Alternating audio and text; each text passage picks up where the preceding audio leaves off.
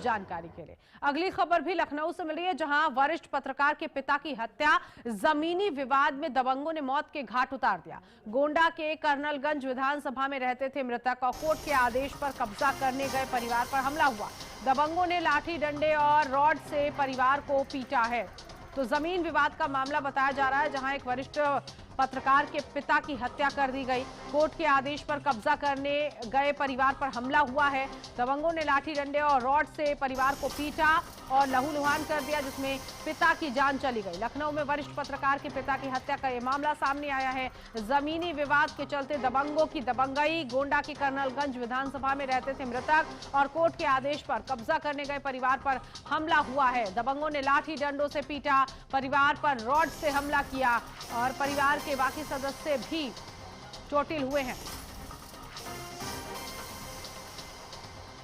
तो लखनऊ से ये खबर, जहां वरिष्ठ पत्रकार के पिता की हत्या कर दी गई। दबंगों की दबंगई देखने को मिली है। दरअसल जमीन विवाद का ये पूरा मामला है और इस पर जो कब्जा हुआ था, कोर्ट का आदेश आया था और उसके बाद परिवार यहां पर पहुंच रहा था, लेकिन बीच रास्ते में ही दबंगों ने लाठी डंडों से, रॉड से पीटना शुरू कर दिया और इस कदर पीटा कि वरिष्ठ पत्रकार के पिता की जान चली गई। गोंडा के कर्नलगंज विधानसभा क्षेत्र जो है, वहां पर ये मृतक रहते थे और अब इस घटना के बाद आसपास हड़कंप मचा हुआ है। तो जमीनी विवाद में ये सब कुछ हुआ है। लखनऊ के वरिष्ठ पत्रकार के पिता की हत्या का ये पूरा मामला।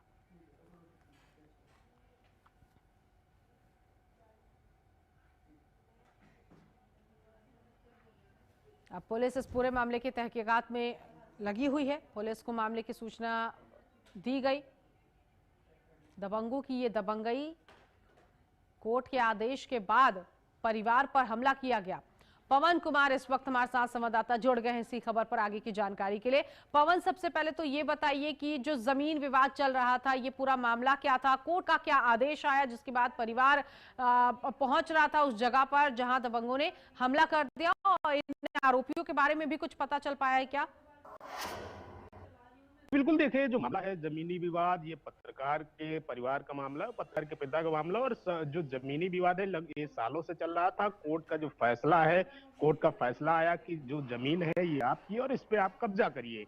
और जो परिवार है, जो पीड़ित है, ये थाने पर तहरीर दी, इसके एक दिन पहले तहरीर दिया था और कोर्ट के जो सारे दस्तावेज थे, जो पेपर थे, जो आदेश की कॉपी थी, वो थाने पे जमा की गई। थाने में रिक्वेस्ट की गई कि सर हमारा जो आदेश आया इसको लेकर आप हमारी हेल्प करिए और हमारी जो जमीन है इसको लेकर आप आइए और सामने इसको कब्जा किया जाए। लेकिन उसके पहले ही दबंग जो है, जो पहले से कब्जा किए थे दूसरी की जमीन पे, उस पर ये पहले से ही अपनी जोताई करके ट्रैक्टर का इस वीडियो भी लाइव वायरल हुआ है। उसको साथ ही जब जो पीड़ित थे वहां पर गए तो लाठी डंडे राइफल ऐसे तमाम जो खतरनाक हथियार थे उसको लेकर वहां पे जो विपक्ष था वो पहले से ही तैनात था। और तैनात के साथ ही जब वहां पर देखने के लिए केवल गए थे, ना कि कब्जा करने के लिए गए थे, तो पीड़ित के जो पीड़ित हैं उनके ऊपर लाठी डंडे से हमला किया। हमले के बाद में जब हालत गंभीर देखा, जिला अस्पताल ले जाते समय रास्ते में मौत हो गई।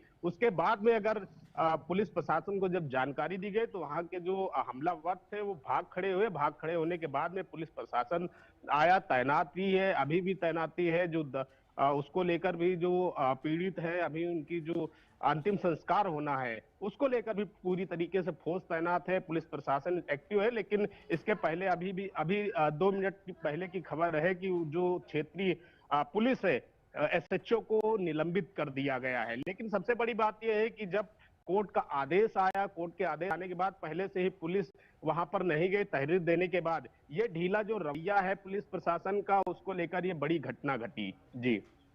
और अब ऐसे में पुलिस ने किसी को गिरफ्तार भी किया है, और जो ये वीडियो इस वक्त हम देख पा रहे हैं कि लाठी डंडों को हाथ में लिए हुए ये दबंग खेत में छिपे बैठते हैं और जैसे ही वहां पर वरिष्ठ पत्रकार के पिता पहुंचते हैं उसके बाद हमला कर दिया जाता है। तो गिरफ्तारी हुई है किसी की? जी बिल्कुल, देखिए जी बिल्कुल, देखिए तहरीर दी गई थी, लेकिन तहरीर में अभी एफआईआर भी नहीं दर्ज हुई है। हम्म। लेकिन इस पे जो कार्यवाही है वो जो जिला प्रशासन है, पुलिस प्रशासन, एसपी, वो कह रहे हैं कि अभी कार्यवाही की जाएगी, लेकिन अभी तक किसी की गिरफ्तारी नहीं हुई है। पुलिस का कहना है कि अपराधी फरार है। लेकिन पुलिस जिस प्रकार से कार्यवाही कर रही है उसको साफ तौर पर देखा जा रहा है कि वहां का जो प्रशासन है ढीला रवैया अपना रहा है, और किसी की अभी तक गिरफ्तारी नहीं हुई, क्योंकि लगभग 24 घंटे से ज्यादा बीत गए हैं, कार्यवाही नहीं। इस पे पुलिस प्रशासन और जो राजस्व प्रशासन, उस पे सवालिया निशान खड़ा और होता पवन, ये है। भी जी बताइएगा, क्या वो अकेले गए थे या परिवार के कुछ और लोग भी वहां पर पहुंचे थे? और परिवार के अन्य सदस्य भी अगर थे तो क्या कोई घायल हुआ है क्या उनके अलावा?